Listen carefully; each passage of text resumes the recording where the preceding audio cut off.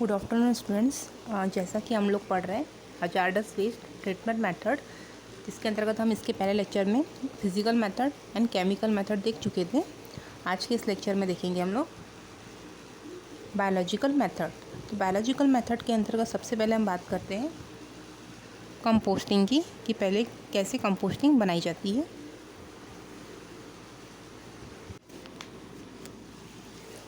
बात करते हैं कंपोस्टिंग की। Composting is a normal process of recycling decompose organic matter. मतलब जो कंपोस्टिंग की प्रोसेस होती है उसमें डिकम्पोज किया जाता है ऑर्गेनिक मटेरियल को, is known as compost. Composting is a simple way to edit nutrient which humans which fuel plant growth and restore the property of soil. कंपोस्टिंग है वो एक नॉर्मल प्रोसेस है जिसमें पर्टिकुलर जो भी घरों से नॉर्मल हम कंपोस्टिंग की प्रोसेस में जो खाद बनाई जाती है, जो घरों से नॉर्मली जो ग्रीन वेस्ट निकलता है, जैसे कि वेजिटेबल्स हो गया, फ्रूट्स हो गए, तो जो वेस्ट घर से निकलता है, इसके अलावा काऊ डंक हो गया, इनसे कंपोस्ट का फॉर्मेशन किया जाता है।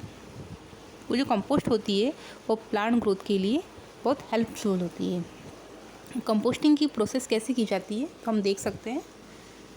कंपोस्टिंग की प्रोसेस में पर्टिकुलर एक बड़ा सा इस प्रकार से गड्ढा प्रिपेयर किया जाता है, जिसका जो लेंथ होती है वो अराउंड वो डिपेंड करता है कि हमें कंपोस्ट कितना बनाना है, ठीक है। और ये जो प्रोसेस होती है 1 मंथ में या फिर 3 से 4 मंथ में कंप्लीट होती है। इस प्रोसेस में हम एरोबिक एंड एनारोबिक दोनों टाइप्स की प्रोसेस का यूज़ कर सकते हैं। इसमें अगर हम कंपोस्टिंग की बात की जाए तो कंपोस्टिंग के लिए जो प्रोसेस अप्लाई की जाती है, तो पर्टिकुलर आप देख सकते हो इस स्ट्रक्चर में।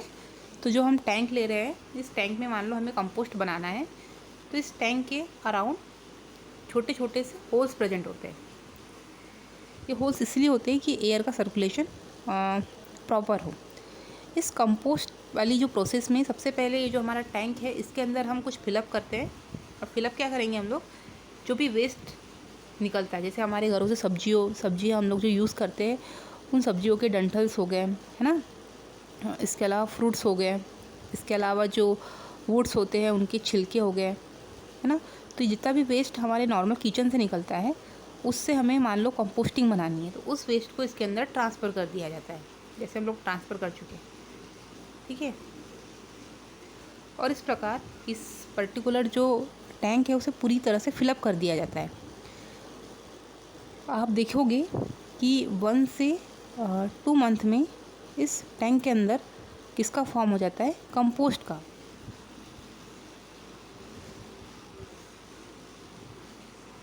और इस प्रकार जो हमारा टैंक है उसमें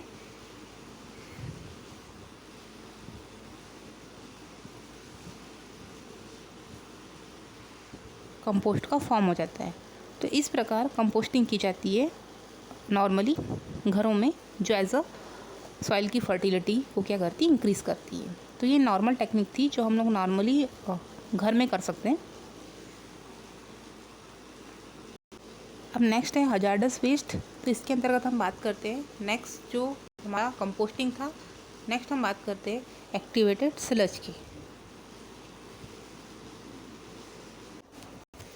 अब देखते हैं नेक्स्ट प्रोसेस एक्टिवेटेड सिलज की, जो नॉर्मली स्मॉल स्केल पे या फिर लार्ज स्केल पे की जाती है। यह सीवेज के पायर ट्रीटमेंट जैसे एरिफिकेशन मेनली इसमें यूज़ की जाने वाली मेथड है। इस मेथड में सीवेज को सबसे पहले एक्टिवेट सिलज में चेंज किया जाता है। सीवेज का एक्टिवेटेड सिलज में चेंज उसमें रिपीटली एयर थ्रू करके किया जाता है। मतलब कि हम जो सीवेज है ना, सीवेज को क्या किया जा रहा है, एक्टिवेटेड सिलज में चेंज किया जा रहा है। तो उसके लिए इसे क्या किया जाता है, पर्टिकुलरली एयर के थ्रू एयर ट्रांसफ़र करेंगे, एरिएशन की प्रोसेस होगी, जिससे क्या होगा, हमारा जो सीवेज है वो एक्टिवेटेड स्लज में क्या हो जाएगा, कन्वर्ट हो जाएगा। इसके कारण माइक्रो ऑर्गेनिज्म सस्पेंडेड पार्टिकल एक सिलेंड्रिकल मटेरियल में प्रेजेंट माइक्रो ऑर्गेनिज्म आपस में मिलकर ग्रुप बना लेते हैं, जिसे क्या कहते हैं, फ्लोकस कहते हैं। जो टैंक को आप देख सकते हो स्ट्रक्चर, जो टैंक को बॉटम में स्टोर हो जाते हैं। मतलब कि जो भी फ्लोक्स बनते हैं वो क्या करते हैं, आप देख सकते हो स्ट्रक्चर में यहाँ पे फ्लोक्स बनते हैं। वो बॉटम में आकर क्या होते हैं, सेटल हो जाते हैं। फ्लोक्स नए सीवेज में पोर करके जब एयर फ्लो किया जाता है तो फ्लोक्स रिपीटली बनने लगते हैं। यह प्रोसेस बार बार दोहराने के बाद जो स्लज फ्लोक्स के रूप में प्राप्त होते हैं उसी को क्या कहते हैं हम, एक्टिवेटेड स्लज। जो बॉटम में प्रेजेंट होता है, जो बॉटम में हमें मिलता है, उसे क्या कहते हैं हम लोग, एक्टिवेटेड स्लज। ठीक है, समय समय पर नीचे की ओर जो स्लज का फॉर्म होता है या उसी को फ्लोक्स कहते हैं, जो नीचे की ओर सेटल डाउन हो जाता है, मतलब इस भाग में, उसे कहते हैं हम एक्टिवेटेड स्लज। इस एक्टिवेटेड स्लज में बैक्टीरिया, ईस्ट की क्वांटिटी काफ़ी क्वांटिटी में क्या होती है, इसमें प्रेजेंट होती है इस पर्टिकुलर एक्टिवेटेड स्लज में।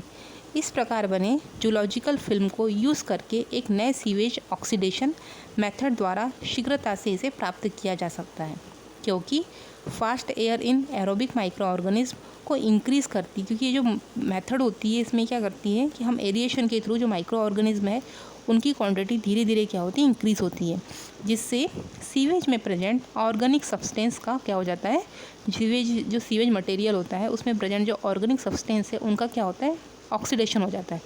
इस प्रोसेस में नॉर्मली जो टाइमिंग की बात की जाए तो 4 से 8 आवर्स तक का समय लगता है। मतलब जो एक्टिवेटेड जो स्लज होता है, आप देख सकते हो स्ट्रक्चर में जो नीचे की ओर सेटल होता है उसे कहते हैं एक्टिवेटेड स्लज।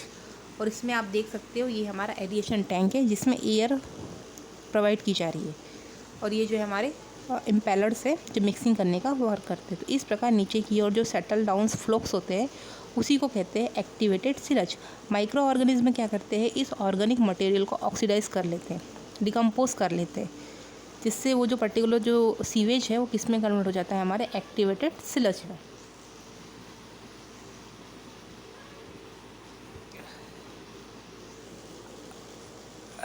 नेक्स्ट है हमारा एडवांटेज ऑफ एक्टिवेटेड स्लज। इसके एडवांटेज की बात करते हैं। इस प्रोसेस के द्वारा लार्ज अमाउंट में, मतलब कि कम से कम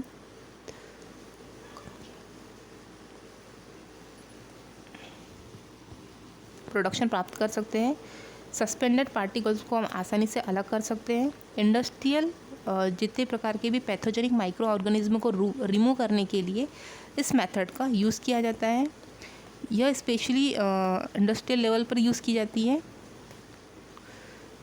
इसके अलावा इस मेथड का जो यूज़ है बहुत ही आसानी से किया जा सकता है, और ये जो मेथड होती है कॉस्टली नहीं होती। तो इस प्रकार एक्टिवेटेड स्लज प्रोसेस की जाती है। इसके बाद की जो लेक्चर है इसमें हम स्ट्रक्चर वाइज देखेंगे कि कैसे फ्लोक्स बना है, कैसे बायोमास प्रोडक्शन होता है। तो हम इसके बाद के लेक्चर में देखेंगे इसे, एक्टिवेटेड स्लज की जो प्रोसेस है पर्टिकुलर एक टैंक में कैसे कंप्लीट होती है।